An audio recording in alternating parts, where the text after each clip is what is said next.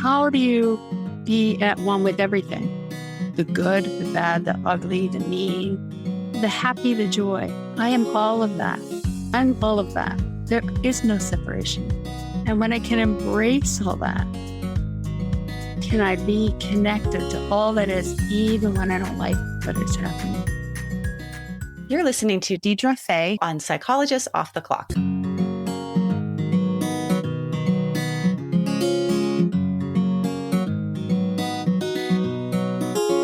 We are 4 clinical psychologists here to bring you cutting-edge and science-based ideas from psychology to help you flourish in your relationships, work, and health. I'm Dr. Debbie Sorensen, practicing in Mile High, Denver, Colorado, and co-author of Act Daily Journal.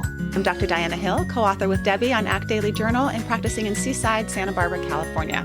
From coast to coast, I'm Dr. Yael Schoenbrunn, a Boston-based clinical psychologist and assistant professor at Brown University. And from sunny San Diego, I'm Dr. Jill Stoddard, author of Be Mighty and the Big Book of Act Metaphors. We hope you take what you learn here to build a rich and meaningful life. Thank you for listening to Psychologist Off the Clock. If you listen to this podcast, you probably know by now that we are partnered with Praxis Continuing Education. And there's a reason why. It's because Praxis really can help you transform your clients' lives by learning how to effectively promote lasting change with evidence-based approaches. ACT, DBT, compassion-focused therapy. And we love Praxis so much, especially because our very own Debbie Sorensen is going to be doing a workshop through Praxis. Tell us about it, Debbie. Yes, I'm doing a webinar on acceptance commitment therapy for burnout. This is for therapists who are working with clients who are burnt out. And of course, as therapists, we are also occasionally may experience our own burnout. So hopefully it will be helpful for that too. It starts August 25th and it's on Wednesday afternoons, just for a few Wednesdays in a row. So you can check it out on the Praxis website and learn more. I hope you can join me if you're a therapist. It'd be great to have you there. And for all of the live online courses that Praxis offers, you can go to our website, offtheclockpsych.com, and get a discount code. Exciting news. I'm going to be taking a group of folks to Nosara, Costa Rica in April 2022. We're going to be staying at Blue Spirit, which is a beautiful retreat center there. And we're going to be exploring psychological flexibility. I'm going to have a yoga teacher with me, so we'll be doing some movement and then just a lot of rest and restoration on the beach in Costa Rica in one of the blue zones of the world. So join me. You can find out more at drdianahill.com. So today on the podcast, we have Deirdre Fay, who's an expert in yoga and attachment theory and how to help people become what she describes as more safely embodied. And I think that the reason why I was really interested in having her on is because she brings an integrative approach to something that a lot of people experience, whether you have experienced trauma in your life or you've maybe had experience of extreme anxiety or an eating disorder. A lot of times we avoid the feelings and sensations that show up in our bodies and we can get really disconnected from our bodies. Yeah, I've noticed in my practice over the years, especially often with trauma, when I've worked with PTSD or trauma, but other types of extreme distress, is that people can get a little bit numbed out, disconnected from all aspects of their experience. So they might avoid certain memories or thoughts. They might get really disconnected from their feelings where they can't really understand them or feel them or name them. And also from body sensations where it's almost like they're so strong. People have sort of learned over time to just shut down and disconnect. And I think that approaches like these can be really helpful because it's a gentle way to reconnect with your body. It's a form of exposure. I think sometimes we think of trauma exposure as going back to a memory that we've been avoiding of a traumatic event. But this is really exposure to the sensations in our body, to our feelings, right? Like the feelings that come up in our body and in our emotions. And it's one way to do that. That's a very gentle approach. Yeah, it's a really gentle approach. And it also incorporates a lot of theory from like compassion-focused approaches as well. And in this episode, Deirdre goes through some specific skills that she uses in her program. One of the practices that she teaches early on is around creating a sense of belonging Creating a sense of belonging can be really helpful and grounding for folks. Another practice that we talk about is a really simple mantra that I use a lot, which is a breathing in the word hum and then breathing out the word sa. And that's a really grounding practice because it's working with your breath. It's also helping you kind of focus your mind on one thing in the present moment. And it's also that sound hum and sa is that humming aspect. And there is some emerging research on humming and its benefits in terms of our physiology. So that's a really sweet one that I liked a lot. And then there were some other ones that she does in there that are more kind of physicalizing parts of ourselves. And that is helpful too, because we can kind of take whatever we're feeling inside. And if we can pull it out and look at it, then we can start to realize we aren't what we are feeling. We're more the observer self, observing what we're feeling. And with all of these practices, hopefully we can get a little bit more flexible with our inner experience. We can choose to feel what's happening in our body, but we can also choose to be engaged in our lives and in the world around us. Yeah, and I think you have some resources to share with listeners, Diana, who want to learn more about this. Yeah, so I've been kind of diving into this intersection of yoga and contemplative practice and ACT. And I teach every Tuesday a class that's free for folks. And all my recordings are available on my website. You can listen to talks that I've given, but also be able to do some of these practices. So welcome. Today, I'm really thrilled to have Deirdre Fay on the show. She teaches a radically positive approach to healing trauma. And Deirdre's most recent book is Becoming Safely Embodied. It became a bestseller before it was even published, and it's based on her Becoming Safely Embodied groups, which she started in 1996 and continues to lead online. Deirdre is the author of Attachment-Based Yoga and Meditation for Trauma Recovery, co-author of Attachment Disturbances for Adults, as well as the co-author of chapters in Neurobiological Treatments of Trauma Dissociation, a former supervisor at the Trauma Center, and she's certified in internal family therapy and a qualified trainer in mindful self-compassion. She's a respected international teacher and mentor for working safely with the body. And she's joining us from France. So welcome, Deirdre. It's wonderful to have you here. No, Diana, always so good to talk to you. And I first met you at a Compassionate Mind Foundation retreat a number of years ago.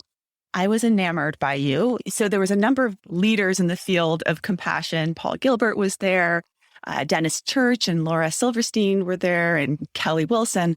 And you got up to do your talk, and you were integrating yoga postures into our experiential approach. And I was like, ooh, I like her. I want to learn more about her. So I'm excited to learn more from you today. And also with trauma, I mean, how can you be a therapist or just a human on this planet without needing to learn how to navigate it? So welcome. And I think a good place to start is just what you mean by safely embodied, because that's the title of your book. And I'm curious what you mean by that, becoming safely embodied. I'll give you the short story. My own trauma history came up in the late 80s when I lived at a yoga ashram. And I went from being able to be in my body doing yoga and meditation for hours and months at a time. I was training for triathlons to suddenly not wanting to get out of bed. And I was, what happened to me? What happened to me? And I was teaching a lot at that time to large groups, 100, 200 people at a time. And I didn't know that much about trauma at that point. In fact, the whole field was really starting to open. I got into therapy, I did some work, and then I left and I went and I worked at one of the big teaching hospitals in the Boston area. And somebody had been to one of my programs and invited me to come and teach yoga and meditation to those on the dissociative unit at night. I wasn't getting paid for it, but I really wanted to see, could I translate what I had learned and how I'd helped myself heal to other people. And wow, I had to relearn everything. How do you step it down? And then Bessel heard about the work I was doing, invited me to join his clinic. And it was there that I started doing these groups I called Becoming Safely Embodied. How do we step by step make it so concrete, so simple that the mind doesn't get freaked out about it? That the body can just do the next step without it having a big deal come up. So that's what I started doing. So the idea is really about how do you break things down. And it was only later on, as I was studying attachment theory, that I realized this is the whole idea. You have kids, Diana. You have to take a big thing and break it down into smaller bits. And the attachment developmental theorists call it scaffolding, Carmen Lansrud. So that's what I realized I was doing. So that's where it all came from. And your program is really skills-based, which is what I appreciate about it, because I actually think there's a lot of misconceptions about skills-based approaches where we think that maybe you're not connecting with the person, you're just handing like a toolbox. But actually, when you are not feeling safely embodied, you want some skills. And that's actually one of the kindest things that you can offer someone is some concrete skills to use to help you get back into your body, be present in this moment, feel safe in the present moment, even when the past is coming to visit you. And I'd love to today actually talk about some of the skills that you teach. And one of them that you start with is around belonging. One aspect of belonging is like finding places or images or objects that make you feel a sense of belonging or being part of. And I would add it's sort of like belonging with yourself, belonging with others, but then also belonging to a greater whole, like those three aspects of belonging. And in the book, you do this specific exercise of a cherished box of objects as a way to connect and feel a sense of belonging. And it just made me think a lot about when we were evacuating from the fires here in Santa Barbara. And I gave each of my kids a shoebox and said, okay, this is all you get. What are you going to put in there? And what was fascinating was when we came back from evacuating to look inside their boxes and see what they put, and the sweetest things that they put, the little pictures or the little objects or the rocks or the things that meant something to them and how much it said about who they are. So I'm just curious about that particular exercise, how you use that with folks to cultivate a sense of belonging. Exactly. You just said it so beautifully. When I was leading live groups, it would be some people bringing objects in and telling a story about it. And then allowing that richness of the story, of the listening of others to elaborate even further and make it more real. And there's two bits to it. There's the actual object outside, but then there's the internal experience. And the whole idea is linking that together so that I can reteach my body, relearn how to live inside and have that felt experience. Because if somebody's feeling overwhelmed all the time or in anxiety all the time or depressed, we become so used to that state that we forget there's another option. And so how do we train our body, mind, and heart to say, oh, I want this experience instead? Yeah. And even how we carry that feeling of belonging in the scary spaces, right? So it was just sort of so symbolic. Like here we are leaving our house during this traumatic event, and I have on my lap my little box of belonging, right? And that we have that within ourselves. And I think about that we could even do this with each other. We could, and this is where I think it's very helpful, storytelling and sharing more personal aspects of ourselves. And I was actually thinking, I have an event coming up where our office space is reopening with some new people in it. And I'm going to invite them, we're having dinner, I'm going to invite them to bring a little box of cherished things and share. It's like show and tell, because I love that exercise so much. So we have belonging as the first skill set. And I'm curious how that relates to your understanding of attachment theory, because I know that you're very steeped in attachment theory. That's something that I don't have as much experience in. How does that relate? Like, why is that the first skill that you teach? The BSC skills really came about way before I knew about attachment theory. And this was really a bottom-up experience of what helped me. How can I translate that into other people? And then I learned the theory of attachment theory. And one of the main ruptures that happens to everybody is attunement. And I think of it as one of the fundamental attachment needs that we all have. Is we need to be attuned to. We need somebody like you who's so good at connecting with people and knowing that you're just not an object. There's actually a human being in there. And your curiosity and interest, leads you right into that space. And the other person, me in this case, are like, oh, yes, I want to be with Diana. For many people, that didn't happen. And so we can equate the two. The rupture in belongingness is also the rupture in attachment, attunement. Not having that, not having somebody care that there's another human being over there that's interested and has something to say. One of my girlfriends I was recently with, she's a psychologist, and we were talking about our children. And she said, I heard somewhere that one of the key aspects of attachment with kids is letting them see you enjoying them. Just you enjoying them and them seeing you enjoying them. Like how incredibly soothing that is to our attachment system. And you've written about this sort of 7 fundamental attachment needs. And it seems like that fits into some of those 7. Can you speak to those? Dan Brown, my mentor in attachment, when he talked about this idea of what Kohut called being the apple in someone's eye, this idea of expressed delight, of being like, oh my God, you're so incredible. Like you're the most interesting, unique person I've ever met. That sense of like delighting in somebody just because they're there. They may be goofy. They may be unusual. They may not fit in. They may be beautiful. They may be ugly. It doesn't matter. But somebody's like, oh, wow. That is such a missing piece, especially with people who have some kind of trauma. So this sense of being able to develop, once again, this idea of being delighted in and expressing that delight and being able to receive the delight, being able to be like, oh, yeah, all right, this is what it's like. It's safe to have somebody see me, get me, delight in me, because that's often where the ruptures and attachment come from.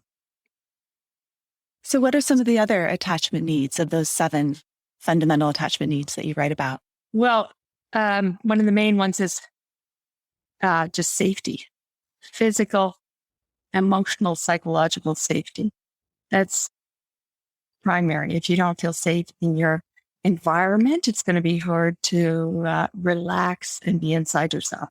If you don't feel safe emotionally, it's going to be hard. So that's where boundaries come in. This very, say, primary place. Then there's about being able to be reassured and calmed and soothed. Are you okay? Can you be with yourself? Many people didn't have that. Being delighted in, being guided and mentored, having somebody say, here's the next step. Not the big next step, but the small next step that you can take. It just flows easily and effortlessly. I just dealt with someone around conflict and repair. How awful that is. Most people don't develop relationships where the conflict comes up, because it does come up, but that it resolves itself in a way in between each other that actually deepens the relationship, that makes it better. I know you do this with your kids. That is such a gift, and many people don't have that. And when we don't have that, that's what makes it difficult to have a secure attachment. Somewhere along the way, if we don't learn that you can let life roll off your back, that you don't have to take life personally, that you can actually be like, oh, okay, let it go. When you don't have that ease of well-being, we talk about it in the Buddhist literature. If you don't have that capacity, it's so much harder there too.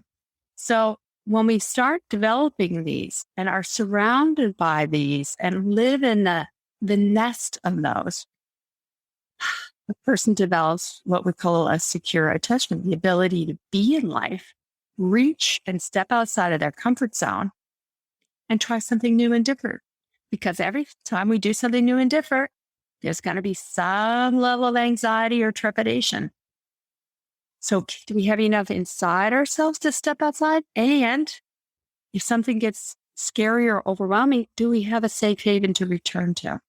So that cycle is something that John Bowlby and Mary Eads worked with, the sense of having a safe place inside, being able to reach out. And it's so natural and normal. And there's all the research from these developmental psychologists who watched kids in playgrounds and said, oh, look at how they launch themselves versus huddle close. And then what allows them to step out, having that sense of self inside. So if you haven't had some of these fundamental attachment needs met, those that you just listed as a child, it seems that part of your work in becoming safely embodied is how to start to meet those needs for yourself. And one of the really simple ones that you write about that I've also used a lot in my work with eating disorders, and Rhonda Merwin, who's an ACT expert, talks a lot about it, is that attunement and just sort of check-in of what do I need, of the pause and check-in is what do I need right now, and then actually responding to your core need, whether it's the need for comfort or the need for food in some cases, or the need for rest. I am so excited that we are being sponsored by Art of Tea because I am a tea drinker. I drink tea almost every day, whether it's a cup of green or black tea or matcha to get me going in the morning, or a cup of herbal tea late in the evening to relax before I go to bed. I think it's just a really nice way for me to slow down a little bit and take care of myself in the middle of a busy day. And the teas at Art of Tea are so good. They're really good quality. They're delicious. My favorite is their signature Earl Grey cream. I'm going to stock up on that. It's so good. And they also have a collection of teaware and tea gifts. And so they're not just for taking care of yourself, they're also great for giving to other people as a gift. I can't wait to get it for everyone I know for the holidays this year. And I love it when people give me a gift of tea for any occasion. So check out their website, artoftea.com, and you'll want to be sure to use the discount code OFFTHECLOCK20. You'll get a 20% discount off your entire purchase. And that's good from August through October 31st, 2021. We hope you enjoy their tea as much as we do. Can we talk a little bit more about yoga? Sure. And some of the Favorite subject? Yeah, favorite subject. One of the things I really appreciate about you is how you physicalize some of these skills. So the standing on the mountain practice. Can you talk a little bit about how you use the actual physical aspects of yoga in your work? I'm going to give you a little meta perspective. Yeah. And so what I love about yoga is the transformative aspect of it. And in yoga, there's this idea that prana, the life force, is moving through us, pushing us, nudging us, taking us home to ourselves. It's reminding us, don't stop there, keep going. But what happens is, thirdly happens to me, is that life intervenes and I tighten up. Mm-hmm. I make a mistake, I do something wrong, and my body holds that. Now, my body can hold it on multiple levels, physically, emotionally, psychologically, energetically, and we shut it down. And so at some point, we have to let go and let it come through. And the gift is it can move us through. I've just gone through a whole process the last 6 months of just identity shift, who I thought I was, just getting annihilated. I don't like it when I'm in the middle of it, but I can see a glimmer on the other side. And I have faith because I've been through it a few times. So the question is, how do you teach somebody? How do you support somebody in making friends with that experience? So there's multiple postures you can do it with, but just take the simple mountain posture, hold it. What's it like to hold it and hold it longer than you think? And suddenly your mind is going to be telling you all kinds of stuff. Your body's going to be hurting. You're going to feel pulsing and shaking. So what if you just start noticing this is mindfulness, right? But it's also concentration. My body's going to, something that's going to happen. No, I'm going to die. This is awful. And the mountain posture you're talking about is the mountain posture where you're standing with your arms straight up in the air, not with your arms at your side. Right. Yeah. Or you could even which do is it a little more challenging. Yeah. You're just activating your system. Yeah. Mm-hmm. And what is happening then is your unique configuration is going to get activated. Mm-hmm. And that's prana coming through and saying, here, honey, let's let this go. You don't have to hold on to it anymore. We're but when we let it go, it's please. That's what's possible, is meeting that and then feeling afterwards. What thoughts do you have? What sensations do you have? What feelings do you have when you let go? Yeah. Yeah. And even even within the holding, there can be a letting go, Yes. So Yes. one of the big teachers for me in yoga has been moving into a pose really mindfully. So say it's just a really simple pose, like a forward fold, right? Standing, but then touching my hands towards the ground, and all the tightness that shows up in my body. And that I have a choice there of either I could try and tune out from that tightness, or I could force myself to get closer to the ground, or I can actually let go in the face of the tightness. And that totally transforms what you're talking about with prana. Like, it allows energy to move through me, but also I'm not resisting what is anymore in that moment. It's just sort of, this is what is. My body's tight. I'm a runner, have a lot of hamstring tightness, but it's actually a befriending of it that I think really helps. And some of these physical exercises can help with that. You can get that experience of that in the body, but then it's the same kind of feeling that you're going to get when the tightness and the gripping shows up around an emotional pain or emotional scarring. Yeah. Yeah. It's super cool. I love the translation between yoga and the work that we do with emotions. It translates beautifully. I love the connection we have around that. Yes. Yeah. So mountain pose with your arms up. And I think you said like 15 minutes. Hold it. Sometimes when I'm leading people, I freak out because I can feel their freak out. Yeah. What happens if you hold it? Yeah, exactly. Even the thought of like, I can't hold it anymore. Okay, cool. That's just a thought. Yeah. Can you let that thought rise, crest, and fall? Yeah. You can drop the, oh no, I can't. I have to keep doing it. Everybody else is doing it. Right? It's just more of the same than you're just watching it. Yeah. Observing it. I did a lot of Kundalini yoga in preparation for childbirth. And that's what she would have us do a lot of in the Kundalini, is like hold poses or do a lot of kriyas, which are like movements, and notice it rise and fall. And she did that because she would say, this is what a contraction is going to feel like. It's going to be intense, and then it's going to be a wave, and it comes and goes. And that's the same with our anxiety or our panic or our grief. It comes in a wave, and then our head does all sorts of things to tell us we can't handle it. And that's when we usually sort of lock down and get rigid. But to unrigify, or I think that's the word to use, unrigify, is so helpful in those moments. Right. And I'm exploring it now because I have arthritis in my hip. Yeah. And it's a shock not to be able to be as flexible in my system, and seeing all the beliefs that come up underneath. And that's retaught me about how we're never done. We're never done. Can I be in this moment so that I can meet it with as much kindness, as much gentleness, and let the beliefs just move through? Through. They don't have to stay. They don't have to define me. Not easy always, but I think that's the gift of life. How do I be with myself in whatever situation that life presents itself? Yeah.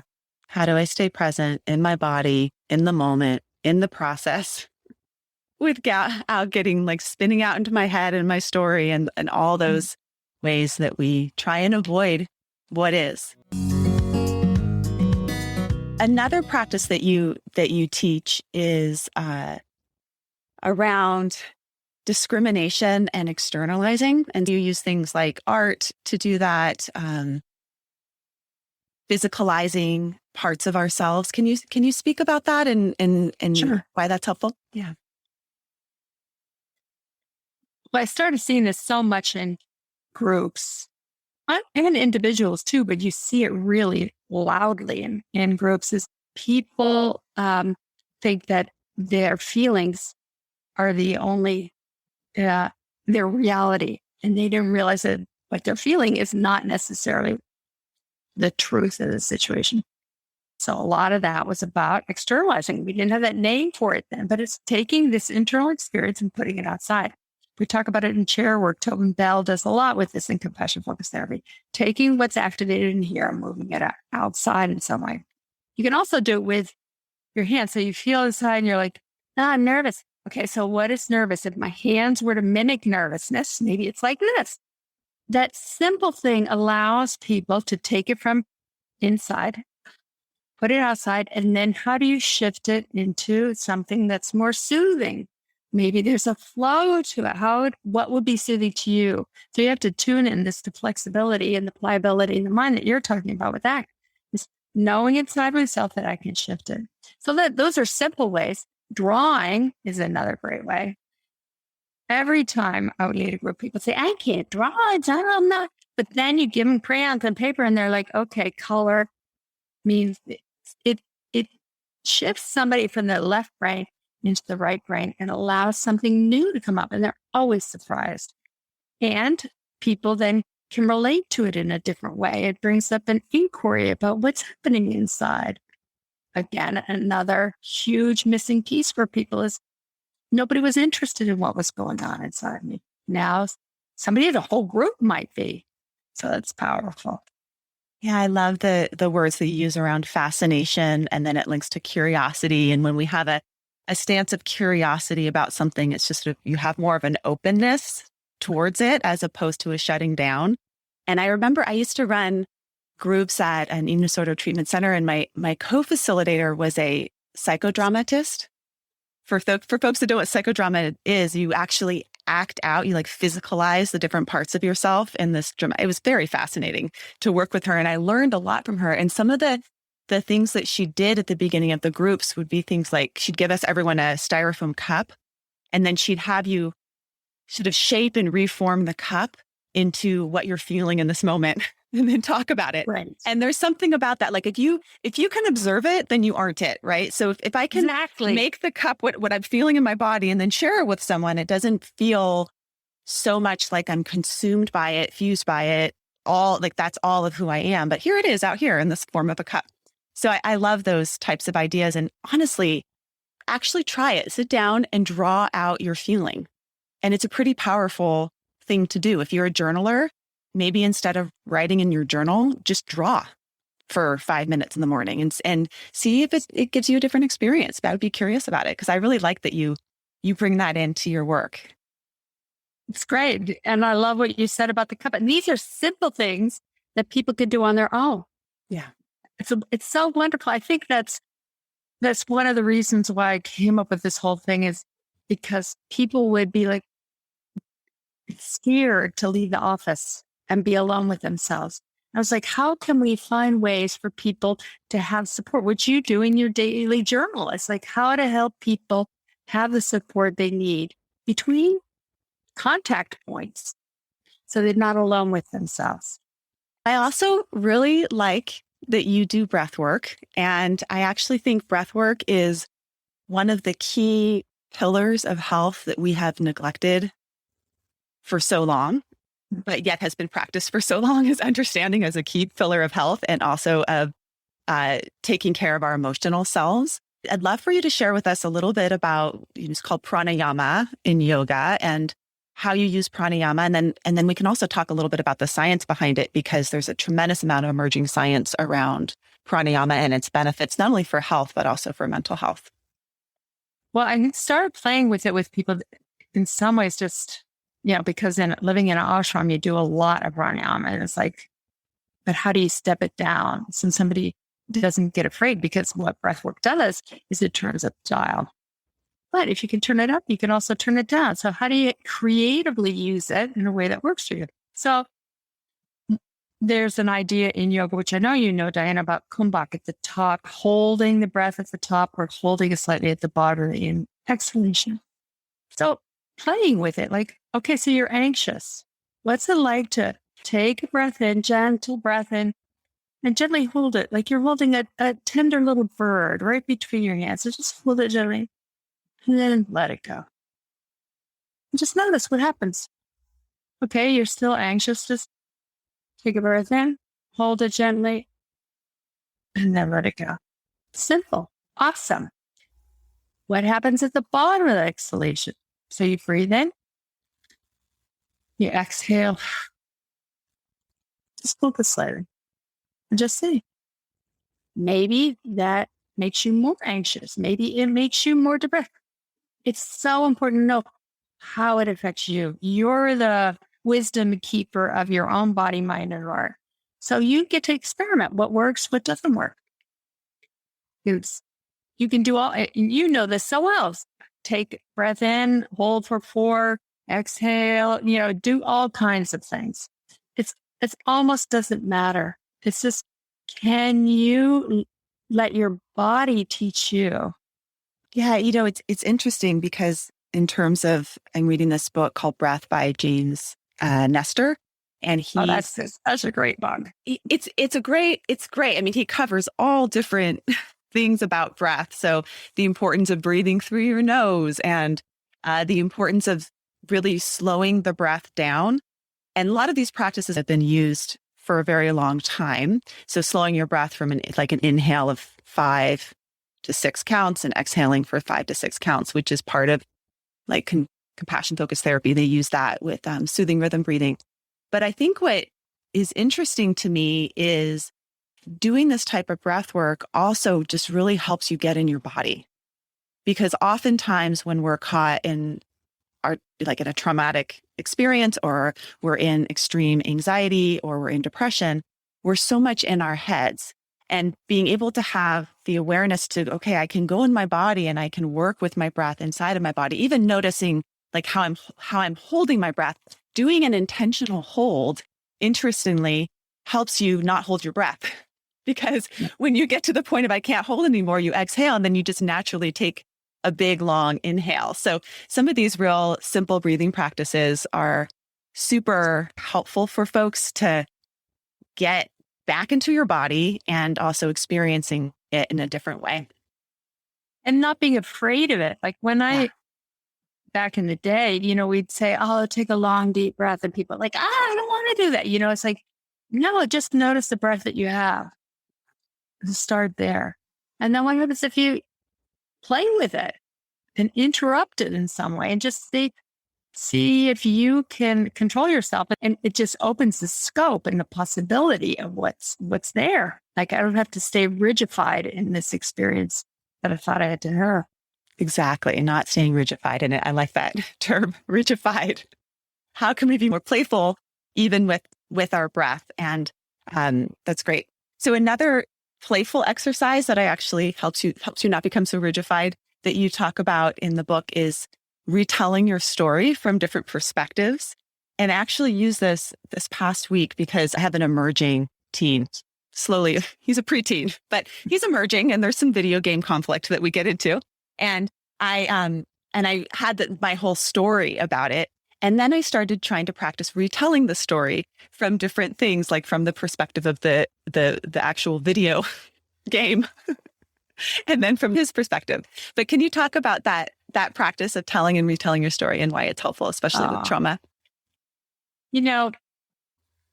I was so moved when I met Michael White, who is a narrative therapist from he and his colleague in New Zealand. He would work with schizophrenics in the most moving way. And that's part of where I got this idea from, is how do you tell a story from a different perspective? And what that does is it creates flexibility of the mind. It creates a whole new view. It unrigidifies us. So if I'm in a trauma state, I am being hijacked from within. So it's like I only see this. I only see how life is bad or going to hurt me. But what if I'm a dust ball in the corner watching this? I do a whole exercise on imagining you're 80 years old, 88 years old, and you're telling yourself about your own life and how you got from where you were to 88 and what was the process. So just another way to have you see there's possibility that you're not stuck. And so, I wanted to create more play because so many people get including myself, get so heady around things. It's like, okay, how do we lighten it? How do we make it easier? And maybe create a little space for play or fun or lightheartedness and see what's that like in the body. Yeah. Well, I'll tell you that when I did it with my son and I was trying to replay the story of the video game. The video game was saying things like, well, he just wants to play with me. He's just a kid. What's Oh my God, listen up a bit, Mom.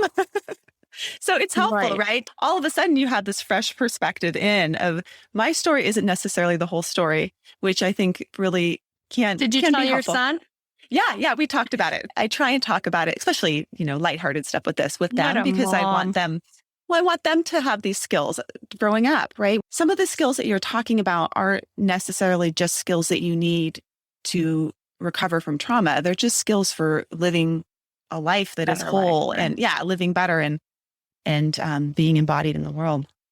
It always is so moving to me to hear mothers like you interact with their kids and allow them and teach them and guide them, and to see somebody becoming solid inside, because the research is that 1 in 4 of us pretty much in the Western world has a secure attachment, which means 3 out of 4 of us don't. That's shocking to me. So when I hear and I see and I get like the gift that you give, I'm so grateful. Well, it's not without a lot of mistakes, though. So I don't want to paint the picture of the perfect parent, because I think that's a dangerous one to paint, that, wow, Diana's like doing all these psychological flexibility skills on their kids. I mainly do them when I've made like a massive error.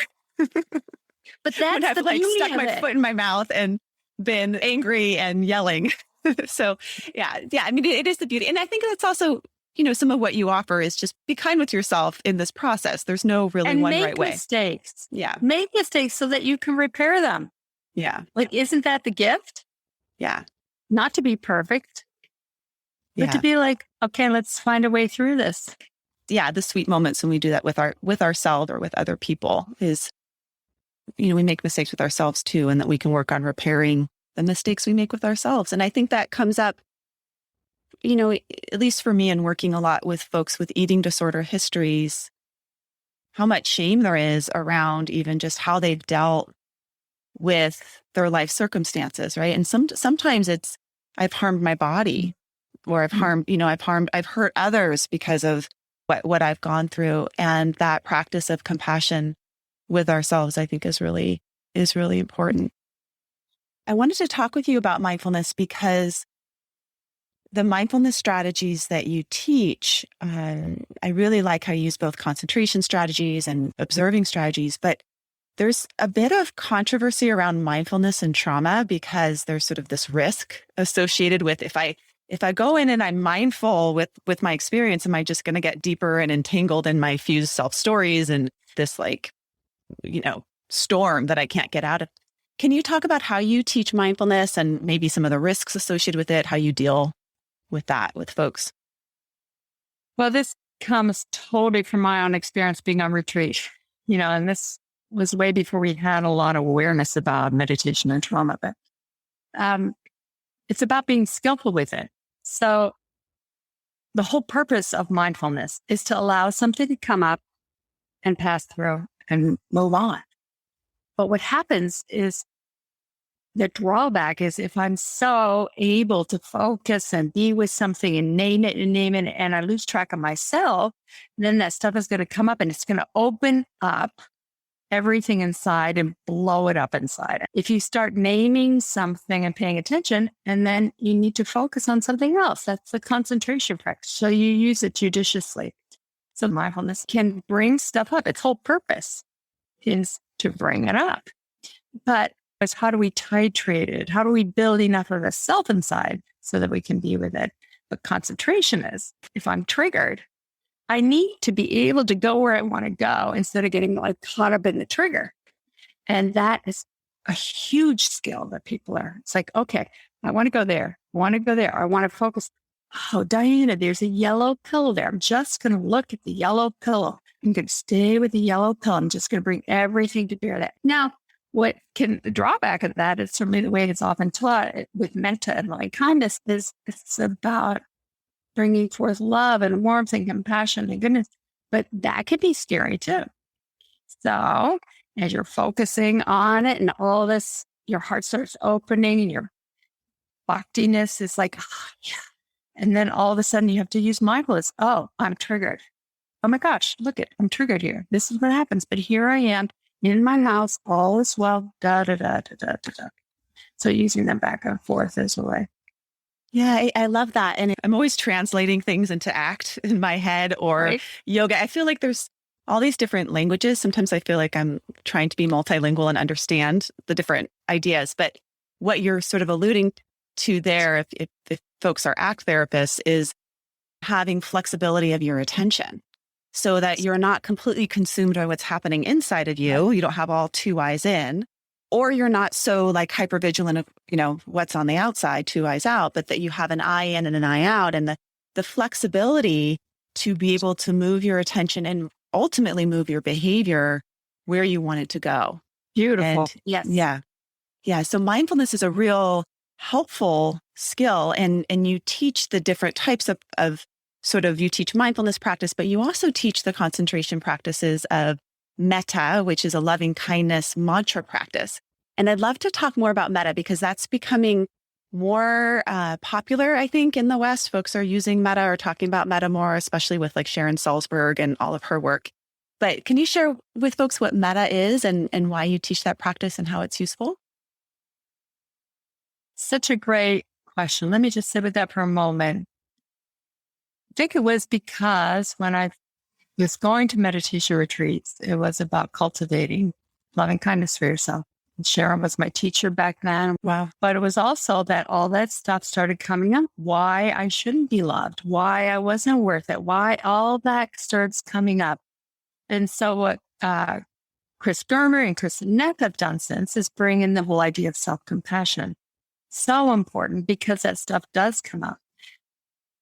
But self-compassion, compassion practices, metta, equanimity, those are all part of what we call the Brahma-Viharas, the heavenly abodes of the mind, this ability for the mind to rest.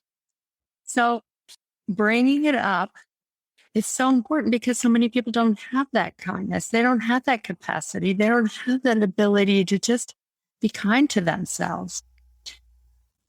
You can talk about it as self-compassion. You can talk about it as loving kindness. In some ways, they're intermingled. They can use them in different ways. But being able to do that. So I started doing that because I wanted people to see the best in themselves and see the best in other people. So that especially as groups were starting and people were starting to come together, it would allow their hearts to be more available to themselves and to the other people. So that rather than being activated and scared to death, they could begin to see like, oh, people are good out there. People want to actually be kind to me, see the life differently. And that allowed a whole different felt experience. It was really a dropping into the body, into the heart versus just staying in the mind, being in that activated heart systems. So metta often has sort of really common phrases like, may I live with ease, may I be healthy, may I be happy. There's sort of these kind wishes that you do for yourself and then you offer to others. And then if you're really advanced, you offer it to enemies, which is always like, can we do that for your ex-husband? That's really hard. But it cultivates sort of a different, I guess if you're using Paul Gilbert's model, it's like a different mode of your mind, which is the compassionate mind, and that can help with the other modes of the threat system and the drive system when they're pretty dominant with folks. One of the mantras that you teach in Becoming Safely Embodied is hamsa, or you do so hum. They're two different versions of the same mantra. And it's what I appreciate about you is that you haven't appropriated yoga. You haven't done that thing that folks do, which is like, I'm just going to like distill out the parts that I like of yoga and leave all the tradition behind. You actually keep the tradition and the truth. And it's because you lived in an ashram and there's just a different quality to you in terms of your understanding and practice and teaching of yoga. And so I was so pleased to see hamsa, which is the way I practice it, hamsa, in your book, because that was the first mantra that I was ever taught when I went to ashram during graduate school. And my story around yoga was that I was suffering so much. I had to withdraw, take a break from my PhD program. and went to an ashram in Boulder to learn about yoga. And that's actually part of what really healed me and allowed me to go back to school again. But when I went there, I was so in the headiness of school, and I was like, I need like a mantra. I need the protocol of the yoga. Like, give me the really complicated thing. And my yoga teacher came and she said, okay, well, I have a mantra for you.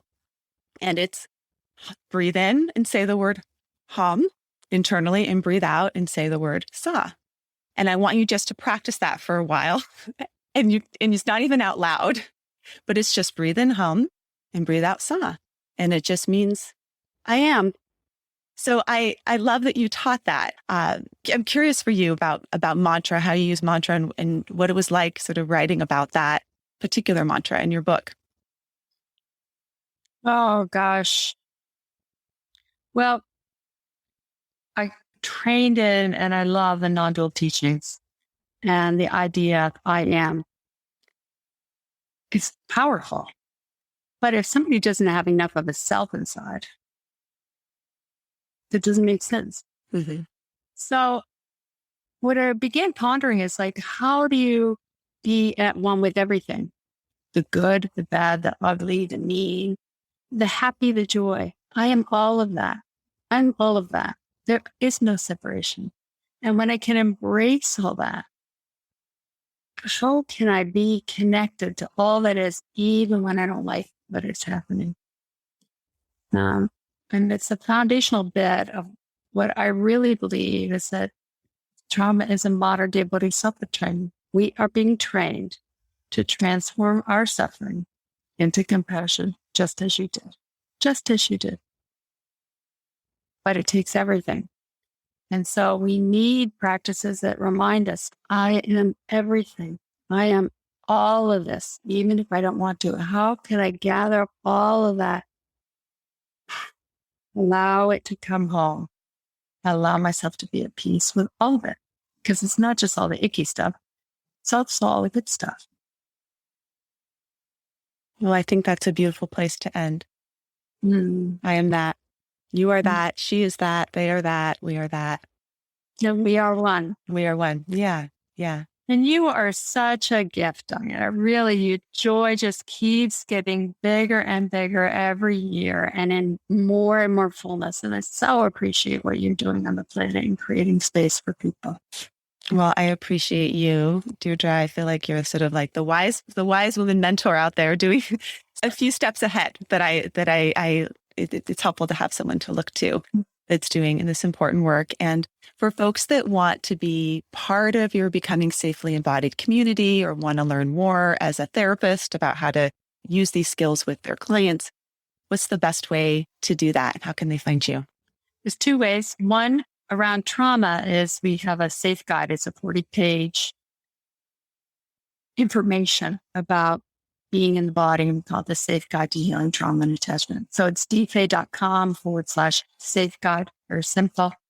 And then we also have an attachment profile. We call it the relationship profile. And that's dfay.com/profile. The whole idea was there just to have you take a look at what is it that's going on inside. How do you fit in? And what's the positive and what's the drawback of these profiles these imprints, the attachment relationship imprints that we have. So those are fun ways to do it. Great. Well, we'll link to all of those in our show notes, and let's stay connected, and wonderful to see you again. Delight. Thank you, Diana. Thank you for listening to Psychologists Off the Clock. If you enjoy our podcast, you can help us out by leaving a review or contributing on Patreon. You can find us wherever you get your podcasts, and you can connect with us on Facebook, Twitter, and Instagram. We'd like to thank our strategic consultant, Michael Harold, our dissemination coordinator, Katie Rothfelder, and our editorial coordinator, Melissa Miller. This podcast is for informational and entertainment purposes only and is not meant to be a substitute for mental health treatment. If you're having a mental health emergency, dial 911. If you're looking for mental health treatment, please visit the resources page of our webpage, offtheclockpsych.com.